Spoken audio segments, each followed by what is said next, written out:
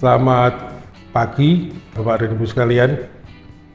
Hari ini adalah acara dari PT Genzipro Generasi Cendekia Profesional, sebuah perseroan yang bergerak di bidang usaha penunjang pendidikan. Kami pada hari ini mengadakan acara Open Plan, bimbingan dan pelatihan untuk startup di bidang teknologi pengelolaan limbah sampah di daerah istimewa Yogyakarta. Realisasi Bapak itu bisa membangun memperkenalkan program ini kepada pihak-pihak yang berkenan untuk menjadi modal atau berkenan untuk menjadi terlibat dalam startupnya. Misalkan, saya kok ingin menjual produknya nanti kita perlihatkan produknya saat ini sudah dipakai di Kulon Progo dan di daerah lain. Itu apabila tertarik itu saya bisa jualan kulit. Kemudian jadi tugas training officer ini adalah mengintegrasikan mitra modal di masing-masingnya, badan pertama, kemudian mengatur jadi ketemu, kemudian mendampingi tim. Integrasinya. Jadi Bapak Ibu bisa memilih. Nanti ada pelatihannya Pak, integration officer. Ada pelatihan khusus kalau berkenan, ada pelatihannya. Pelatihan integration officer. Bagaimana membuat daftar nama, bagaimana fasilitasi pertemuan, bagaimana dalam itu ada pelatihan. Pasal terus ini juga persembahan mesin. TPA Menurut IPA Bunsabil, leading untuk operator. Yang ada kebijakan yang terintegrasi. Jadi masing-masing masyarakat itu membuat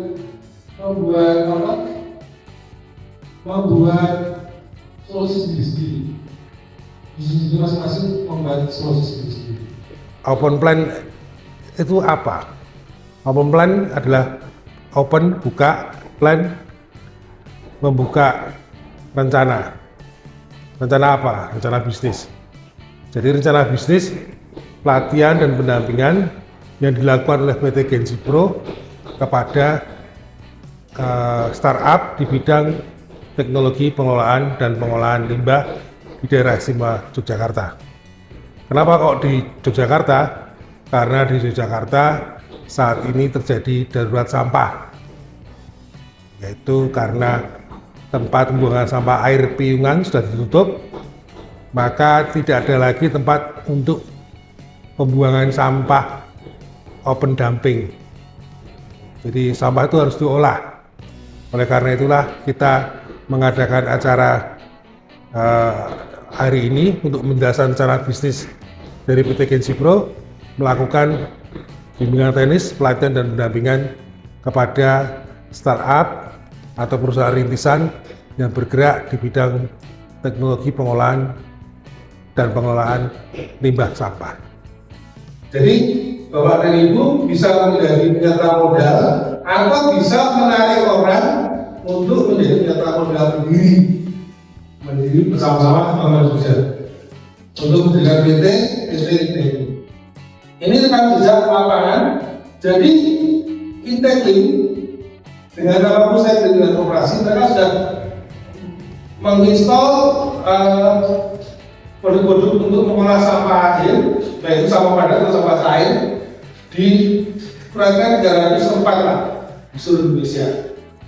Nah, pengalaman mereka di koperasi Pusteknik itu nanti akan dibawa ke Inteklink. Karena koperasi ini, ya banyak yang tahu ya, koperasi itu orang yang santai sama orang yang kerja sama aja dapatnya SAU-nya. Tapi kalau di PT kan jadi enggak. Nah, ini adalah bengkel kerja Inteklink di Yogyakarta. Jadi sudah ada bengkel kerjanya, sudah ada pembuatnya. Ini insinerator namanya yang itu membakar sampah yang zero emisi. Jadi emisinya nol, nggak ada asapnya. Nah, ini mesin-mesinnya. Mereka ini buat sendiri mesin-mesin ini. Ini pengolahan limbah cair. Jadi pabrik atau rumah sakit itu kan masih ada sampah cairnya. Nah, mereka sudah bisa bikin. Yang mereka kurang dari teman-teman mereka ini adalah mereka kurang bisa membahas dari sebuah persoalan terbatas yang profesional, permodalan, marketing. Ini nanti masuk ke buku ini, portfolionya integrity. Segmentasi pasar. Jadi produk infrastruktur tadi itu sudah terpasang dari produk itu, sudah terpasang dan dipakai sampai sekarang. Itu di Pemda Kulon Progo. Jadi di Kulon Progo sudah ada produknya masuk ke internet katalog. Pemda Kulon Progo itu di merek itu harganya 22 miliar. Mesinnya terpasang.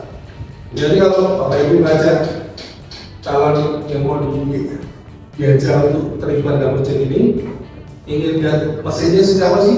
Produksi sudah apa sih? Kita akan jalan-jalan ke Pemda Kulon Progo. Minta Kulon Progo. Ini mesinnya mereka kita juga filmnya terpasang. Kalau rumah sakit jelas ada beberapa rumah sakit. Rumah sakit dulu itu timbal rumah sakit itu karena tidak bisa dibahas karena di rumah sakit itu mesin pembakarnya nanti khusus. Nah itu teman-teman di internet bisa mengukur. Terima kasih Pak. Saya Pranes dari Jogja. Yang perlu kami tanyakan di sini, jika nanti ada investor yang masuk, itu akan dimulai di bulan apa untuk melaksanakan program-program ini? Itu saja. Terima kasih. Dimulainya kan satu mulai dulu. Jadi investor masuk itu kan kita sudah jelaskan 1 tahun itu masih dihitung sebagai berdiri. Jadi ketika ini sudah ada beberapa yang masuk, langsung diganti itu. Jadi kalau yang lain bisa dibuat langsung berdiri. Kalau tunggu, kita semuanya aja. Karena setahun sejak pendirian PT nanti akhirnya keluar dari kementerian itu kita masih punya program ini. Jadi program diskon harga saham 5% dari nilai ini setahun sampai TNPS tahun depan. Jadi masih diskon. Jadi masalah semuanya saja.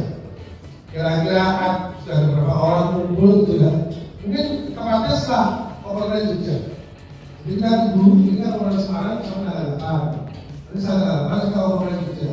Pasca Overland Jogja, kalau ada minat bagus di teman-teman, sudah kita langsung mulai. Kalau belum kita tunggu Solo, karena kita sudah kota Semarang, juga Solo, langsung mulai. Nah nanti kalau ada pernyataan modal lain yang masuk, adalah akta penjualan PT sudah ada. Nanti perubahan aktanya, namanya dia masuk ke akta perubahan itu tahun depan.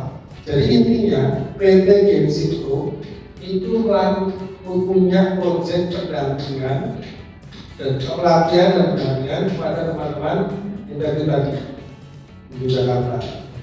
Nah, proyek ini namanya pendampingan pada pendampingan, dan integrity itu akan menjadi persoalan terbatas. Ini perusahaan terbatas, perusahaan rintisan, tetapi orang-orangnya semua KPP. Nah, kalau perusahaan tadi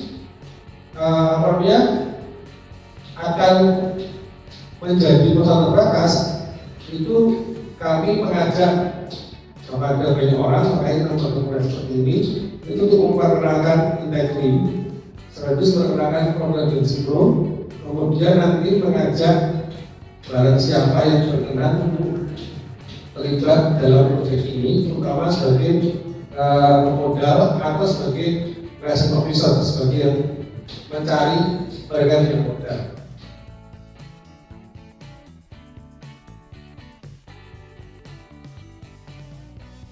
Yang pertama secara teknis, bahwa masyarakat perlu tahu bahwa sampah itu mengandung potensi yang luar biasa jika dikelola.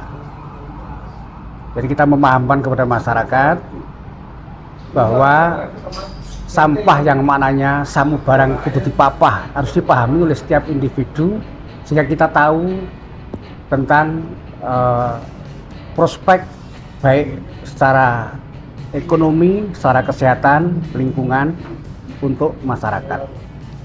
Yang kedua, secara bisnis, bahwa peluang bisnis ke depan yang paling menarik ya adalah tentang sampah itu sendiri.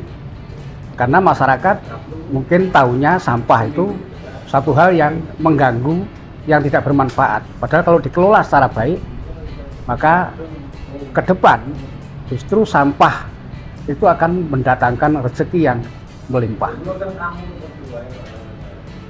Apa yang dimaksud dengan startup bidang pengelolaan limbah? Startup pengelolaan limbah maknanya adalah kita harus bisa memulai dari diri, dari lingkungan, ya, atau dari pemerintahan, atau bahkan dari perusahaan, bahwa setiap manusia harus mengenali limbah apapun di dunia ini, di dalam hidup ini. Karena dari mengenal sampah atau limbah, maka manusia akan bisa hidup tenang, sehat, dan otomatis sejahtera. Karena dengan mengenali sampah, maka manusia sama dengan tahu masa depan. Karena seharusnya kehidupan ini tidak boleh ada limbah. Apa peran teknologi dalam pengelolaan limbah? Teknologi adalah rekayasa. Sampah yang ketika manusia tidak mengenali, maka akan menjadi hal yang membuat jijik, tidak sehat, tidak nyaman dipandang. Tapi dengan sentuhan rekayasa teknologi, maka sampah bisa menghasilkan potensi bisnis yang luar biasa. Maka saya katakan bahwa peluang ke depan yang abadi adalah justru bagaimana manusia punya perhatian terhadap sampah dan mengolah sampah dengan rekayasa atau teknologi tadi, sehingga sampah bisa menjadi emas, bahkan lebih mahal dari emas itu sendiri. Tantangan apa yang paling besar dalam membangun startup pengelolaan limbah? Tantangan yang paling besar adalah kemalasan manusia menganggap bahwa sampah itu sesuatu yang dihindari, sesuatu yang tidak berharga, sesuatu yang mengganggu, dan seterusnya. Karena itu kita harus selalu menyuarakan tentang pentingnya sampah dalam hidup ini. Ya, manusia semuanya pasti menghasilkan sampah, lingkungan, pabrik, dan seterusnya. Maka ketika manusia tidak ada keterikatan untuk mencintai sampah, ya, sebagai sesuatu yang keluar, ya, atau sisa-sisa dalam kehidupan ini tidak dikelola, maka itu adalah malapetaka untuk kehidupan di dunia ini.